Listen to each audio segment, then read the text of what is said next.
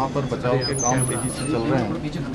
वहाँ पर सेना के लोग, आईटीबीपी के लोग और एसडीआरएफ की टीमें वहाँ पहुँच गई है। लगभग 70-80 लोगों को अभी सुरक्षित स्थानों पर निकाल भी लिया गया है। तो बड़ी मैं समझता हूँ कि बहुत तेज़ी से ये बचाव का काम वहाँ पर हुआ है। इसके अतिरिक्त सभी विभाग यहाँ से कोऑर्डिनेशन में, सेना के साथ भी हम लोग लगातार कोऑर्डिनेशन में हैं, क्योंकि सेना के बेस कैंप के आसपास भी जो है ये मलबा आया है और कुछ सड़क मार्ग भी बाधित हुआ है। लेकिन डीएम और एसपी मौके पर पहुंच रहे हैं। नेताला के पास कुछ रोड खराब हो गया था। मौसम बड़ी चुनौती है, इस समय भी वहाँ पर बारिश हो रही है। इसके अतिरिक्त यहाँ पर सभी प्रकार की अभी यहाँ समीक्षा की है। स्वास्थ्य विभाग अपने स्तर पर डॉक्टरों की तैनाती कर रहा है, दवाइयों की वहाँ पर तत्काल व्यवस्था कर रहा है, भोजन इत्यादि की व्यवस्था हो रही है और राशन वहाँ पर पहुँचे इसके लिए जिला पूर्ति अधिकारी, पुलिस विभाग ने लगभग 160 पुलिस के लोगों को 10 सीनियर अधिकारी और 3 एसपी रैंक के अधिकारी वहाँ नियुक्त किए हैं। 3 नोडल अधिकारी यहाँ से भी नियुक्त हुए हैं। मुख्यमंत्री कार्यालय से गृह सचिव शैलेश बगोली को इसके पूरे समन्वय की जिम्मेदारी दी गई है। आशीष चौहान पूरे जो हेली सेवाएं इत्यादि संचालित होंगी उन सब व्यवस्थाओं को संभालेंगे और जो रोड इत्यादि बनानी है उसके लिए पीडब्ल्यूडी डिपार्टमेंट के हमारे सचिव, सिंचाई विभाग के, चूँकि वहाँ पर एक झील भी बन गई है जिससे हालांकि पानी ऊपर से ओवरफ्लो होने लगा है, उसको भी डिस्चार्ज करना है। ऐसे सभी व्यवस्थाएं तत्काल पहुँचे। एक एक व्यक्ति की जान हमारे लिए बहुत महत्वपूर्ण है। हर एक को बचाने के लिए हम हर संभव प्रयास कर रहे हैं। आपदा तो प्राकृतिक है, लेकिन उसका क्विक रिस्पांस टाइम कम से कम हो, वही हमारा एक मंत्र भी है। उसी मंत्र के आधार पर काम कर रहे हैं। आदरणीय प्रधानमंत्री श्री नरेंद्र मोदी जी ने हमें आश्वस्त किया है कि हर तरीके से केंद्र सरकार की मदद होगी। आदरणीय गृह मंत्री जी ने आश्वस्त किया है, मैं उनका भी धन्यवाद करता हूँ। हमारा प्रयास है कि कल सभी प्रकार की जो है सेवाएं वहाँ पर सुचारू रूप से हों। बिजली विभाग और ऊर्जा हमारा उत्तराखंड जल विद्युत निगम दोनों मिलकर जो वहाँ पर अभी बिजली को रिस्टोर करना भी हमारी प्राथमिकता है। आज रात तक वो हो जाएगा।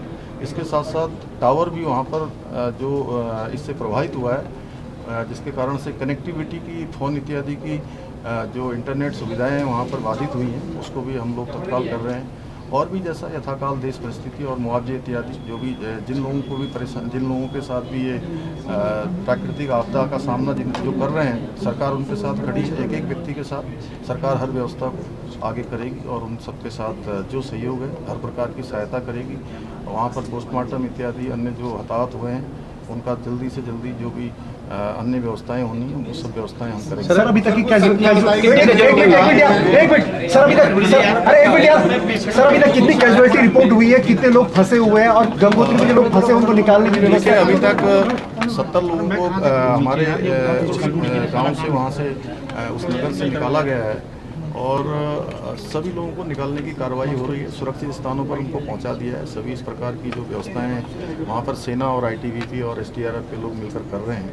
हमारी प्राथमिकता है एक एक व्यक्ति जो उसमें फंसा है उन सबको बाहर निकालना। सर फिलहाल यात्रा को लेकर डिसीजन जो गंगोत्री रूट है या यमुनोत्री उस वहाँ पर यात्रा को नहीं, कल हमने वहाँ पर स्कूल इत्यादि इमरजेंसी सेवाओं को छोड़कर हमने कहा है कि सभी सेवाएं वहाँ पर जो है सरकारी रूप से उनको अभी बंद किया जाएगा और जब तक सभी स्थिति सामान्य नहीं होती है तब तक जो है इमरजेंसी सेवाएं वहाँ पर चलेंगी। आप खुद भी दौरा करने वाले हैं? हाँ, मैं 2 दिन वहाँ दौरा करूँगा। मैं कल वहाँ से रहूँगा, क्योंकि मौसम जैसा होगा। सेना से भी हमने हेल्प मांगी है कि MI हेलीकॉप्टर हमको मिल जाएंगे तो कुछ राशन पैकेट इत्यादि हम वहाँ पर लोगों को डालेंगे, ड्रॉप करेंगे और जिन लोगों को रेस्क्यू करना होगा उनको रेस्क्यू भी। सर एक पिक्चर गई है पूरी यहाँ, जिस तरह आज आपदा आई पूरे देश भर में तस्वीर गई है, आप जो देश भर में लोग हैं देख रहे हैं उनको क्या भरोसा? नहीं, हम सभी को आश्वस्त करते हैं कि हम हर प्रकार से, क्योंकि हमको हर वर्ष आपदा का किसी न किसी रूप में सामना करना पड़ता है। बड़ी आपदाएं यहाँ आती हैं। अभी जैसे बादल फटने के रूप में ये आपदा आई है हरसिल के पास। इससे पहले जो है कहीं लैंडस्लाइड के रूप में आती है, कहीं अतिवृष्टि के रूप में आती है, कभी हिमस्खलन के रूप में आती है। इसलिए हमारा क्विक रिस्पांस टाइम कम से कम हो, उस पर हमारा पूरा ध्यान रहता है।